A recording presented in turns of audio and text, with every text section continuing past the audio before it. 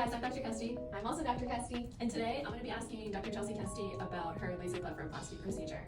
So, Dr. Kesty, laser blepharoplasty. The most common question that we get is knife versus laser blepharoplasty. Can you tell us about the advantages of using a laser? Basically, using a laser means that there's no knife, obviously, but then it means less downtime, less bruising, and more precision when we go into the surgical procedure. So there's less risk during the procedure, and then patients heal faster? Yep, exactly. Yep, they're healing a lot faster, and we can get them looking nice and young and bright pretty soon. What about pain during the procedure? Does using a laser versus knife, does that affect how the patients experience the procedure and the pain involved? So surgical blepharoplasties may involve general anesthesia, which has its own risks. We usually do a light sedation here, and my patients usually report no pain. That's awesome. You know, from a patient experience, I wouldn't want pain, and I definitely would want less complications and a smaller scar, which it sounds like you're able to deliver with the laser blepharoplasty. Yes, exactly. So, Yeah. that's awesome. And tell us about kind of the post-operative course. Do people have to take any time off of work? Do they have to take any narcotics or pain medicine? What does that kind of look like from a patient perspective? Pain medicine, we give you enough to get you through the first couple of days where the pain may be something that you're struggling with. Some bruising around the eye, and then the stitches last about 7 days within the eyelid, so you would have to come back and see us and we'll get those stitches out. As far as taking off work, maybe the next day, maybe into 2 days, but other than that, you could definitely return to work. So it's something that if a patient did it Thursday morning, they could potentially hop back on a Zoom call on Friday, do a full day of work maybe from home on Friday, and then potentially go back to the office on Monday. Definitely. That's awesome.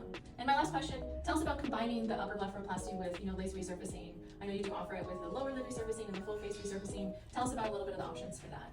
Basically what we're doing is combining the upper blepharoplasty and then doing some resurfacing around the eye just to take a closer look at those fine lines and wrinkles that also add to the aging perspective around the eye. And then on top of that, you don't want to just rejuvenate the eyes without rejuvenating the whole face. So we do offer more resurfacing as far as that, and we usually have to do our ablative resurfacing around the face as well, and combining that on the same day. So you're already in that light sedative environment, so it's really nice to just combine that, and then you won't feel any pain through the laser resurfacing as well. And it kind of gives you this nice refreshed, bright look with the laser blepharoplasty, but then also ablative laser resurfacing around the face.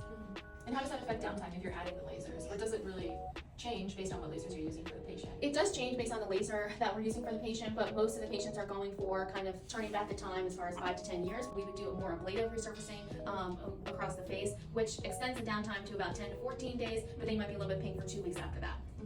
So it sounds like you're able to really customize what you offer to the patient that day in terms of not only can we do a surgical blepharoplasty, but Dr. Kesty is able to kind of customize a laser regimen to get you that 10 to 20 years rejuvenation.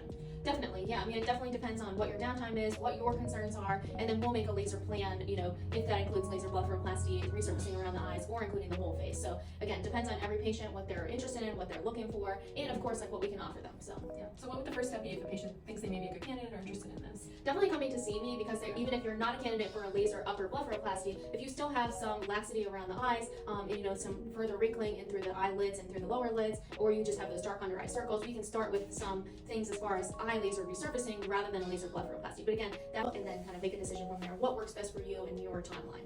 Tell us about what options you have for patients that don't live in St. Pete. Do you offer virtual consults? What does that look like? Yeah, you can definitely give us a call, and then we'll set up a Zoom call just so we can do kind of like a virtual pre-op consult, and we can go over what the blepharoplasty entails and if you would be a good candidate. Obviously, seeing you is better as far as an option, because I love meeting new people, especially in person. But in this COVID time or post-COVID, we definitely can do a Zoom call just to accommodate your scheduling.